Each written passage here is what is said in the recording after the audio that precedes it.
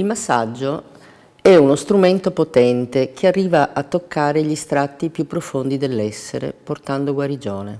Osho. Buongiorno a tutti, sono Fatima Mocci, operatore del benessere, e vi parlo dalle frequenze 90-60 di Radio Conigliano. Ma chi volesse vedervi in video può andare al link www.venetoglobe.com alla rubrica benessere. Oggi per questa rubrica vi presenterò un altro massaggio, il bacio del benessere, che altro non è che il massaggio con le coppette. Come sa chi mi ha già seguito precedentemente, e perché lo ripeto sempre, questo tipo di massaggi olistici, cioè che coinvolgono il corpo, la mente e lo spirito, nascono tutti, praticamente hanno base dal massaggio rilassante. Cioè le manovre del massaggio base vengono comunque ripetute e riprese negli altri vari massaggi.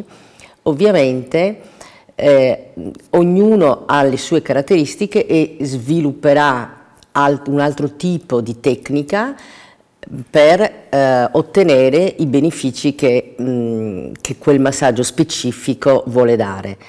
Però di base queste manovre sono sono comuni a tutti i massaggi di questo tipo. Però questo tipo di trattamento, nel caso specifico, si avvale di uno strumento esterno che a mio avviso è miracoloso, perché forse anche proprio per la sua semplicità. In realtà questo massaggio nasce da antiche tradizioni, perché lo usavano i nostri antenati ed ha delle radici antichissime. Se si pensa che sono state trovate delle indicazioni che fanno pensare che la coppettazione fosse praticata ancora dal 3000 a.C. Quindi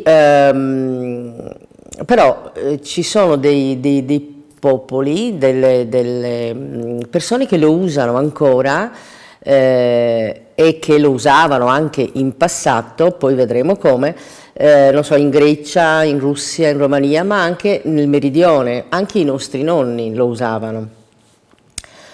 Il papiro di Ebers, che è scritto nel 1550 a.C., è uno dei testi medici più antichi e descrive l'uso della coppettazione in Egitto e cita pratiche simili che venivano praticate appunto dai popoli del Sahara. Nell'antica Grecia Ippocrate, nel III e IV secolo a.C., usava la coppettazione nel trattamento di malattie interne e problemi strutturali e gettò le basi teoriche e indicazioni precise sulla modalità corretta di applicazione. La coppettazione è stata altamente raccomandata dal profeta Maometto.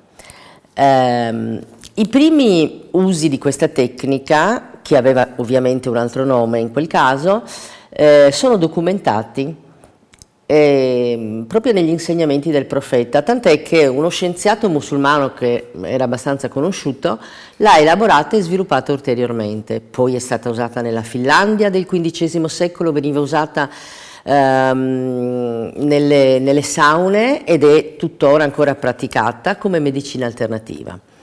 In Cina l'uso della coppettazione è documentata dal famoso alchimista ed erborista taoista Ge Hong ed era tra le competenze curative della medicina tradizionale cinese ed è inserita tra le tecniche che utilizzano il calore, veniva spesso abbinata all'agopuntura e al massaggio.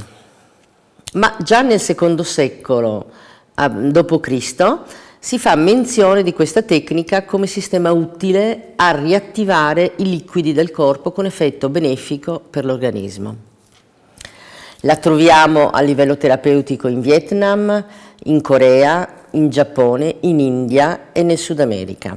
E sono stati trovati riferimenti della coppettazione in alcuni testi mesopotamici. e pare che sia stata usata anche nello sciamanesimo e inserita come nei riti di guarigione e nelle pratiche che loro facevano per togliere il male. Apprezzata in Oriente, quindi, soprattutto da chi svolge attività, e anche in Occidente, soprattutto da chi svolge attività sportiva. È una metodica molto utilizzata anche nei casi di algie dal freddo umido, dal caldo umido, oppure da traumi, ed inoltre viene utilizzata nelle sindromi ansioso-depressive. In questo caso la coppetta, e qui si risale comunque alla medicina orientale, in questo caso la coppetta viene applicata nella parte dorsale del meridiano della vescica, nella catena esterna, che è la sede dei punti ad azione psichica. Ma vediamo che cos'è e come si usa. Sono delle coppette, appunto, e sono differenti in base al paese di provenienza, per cui le possiamo trovare in vetro, e soprattutto nell'antichità erano usate tanto in vetro, le possiamo trovare in bambù, in corno, in ceramica, in plastica, in silicone. E i nostri nonni, che dicevo prima, utilizzavano dei bicchieri per togliere l'infiammazione, quindi nel caso, non so, di bronchiti, di influenza, di tosse, ma anche per abbassare la febbre, venivano posti questi bicchieri e si toglieva l'aria dentro, e venivano posti questi bicchieri all'altezza, per esempio sul torace, in corrispondenza ai polmoni. E comunque in passato in alcune zone dell'Oriente le utilizzavano, ma credo anche ancora adesso, le utilizzano per togliere il sangue, per fare quell'effetto che un tempo si chiamava salasso. Naturalmente in quel caso hanno delle valvole apposite per regolare comunque il flusso. E quindi ci sono differenti modalità di utilizzo. Parliamo dell'utilizzo più semplice. Intanto può essere usata in forma statica o in forma dinamica.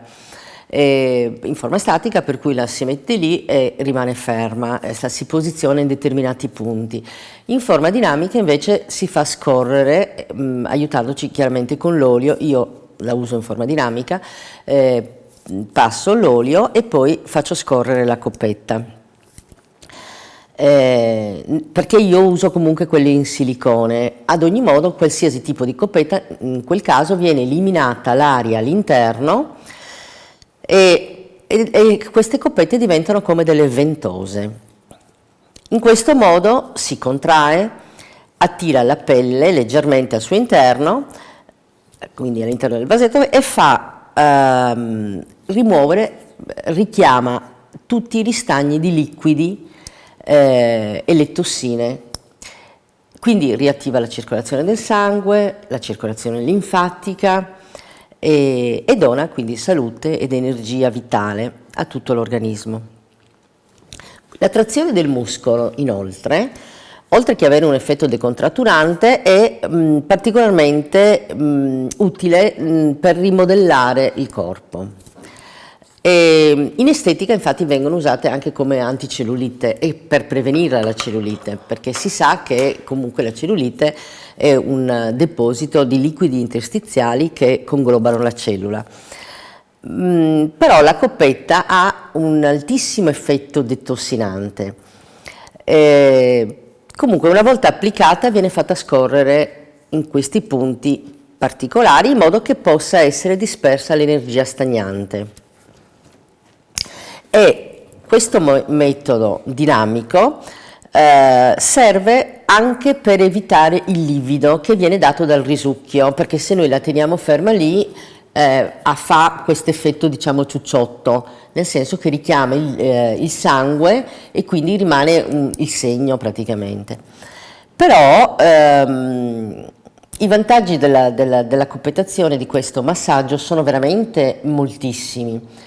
E io l'ho chiamato il bacio del benessere perché questo risucchio, che poi scorre comunque in tutto il corpo, perché io lo faccio scorrere, è come avere veramente tanti baci, la sensazione è proprio quella, io le faccio anche sul viso, proprio perché stimola la microcircolazione e nel caso del corpo, nel caso che una persona abbia problemi di fragilità capillare per cui si vedono questi capillari, in quel caso richiamando a sé i liquidi, poi io dopo aver passato la coppetta eseguo un massaggio e quindi li ridisperdo, per cui ottengo anche uno schiarimento di questi capillari che vengono su in superficie. Quindi la coppetta richiama, insieme al sangue e ai liquidi, richiama anche le tossine, quindi abbiamo un effetto drenante, un effetto detossinante, un effetto di ossigenazione dei tessuti, oltre che essere decontratturante, perché è come una manipolazione. Ed evidentemente è anche rilassante, perché comunque io faccio una manovra di impastamento muscolare e questo ha un effetto anche rilassante. Quindi è indicata per lenire i dolori muscolari e le articolazioni, per i dolori delle articolazioni, è indicata per tonificare il volume di alcuni tessuti, ma soprattutto migliora e preserva il benessere psichico, allenta le tensioni e le fatiche e scioglie le contratture. Poi ovviamente stimola la circolazione linfatica, la circolazione sanguigna, quindi ripristina l'equilibrio energetico e ristabilisce, diciamo, la funzionalità di un organo o di un apparato che è in disarmonia. Elimina le tossine, per cui è drenante, come abbiamo detto, e quindi, in altre parole, rigenera il corpo. Io termino qui e vi aspetto la prossima settimana per scoprire insieme un altro massaggio. Vi ricordo che potete trovarmi al numero 345 812 0427 e che ricevo per appuntamento in Via Verdi a Conegliano. Restate sintonizzati su Radio Conegliano. Mi raccomando, vi abbraccio virtualmente a tutti. Fatima.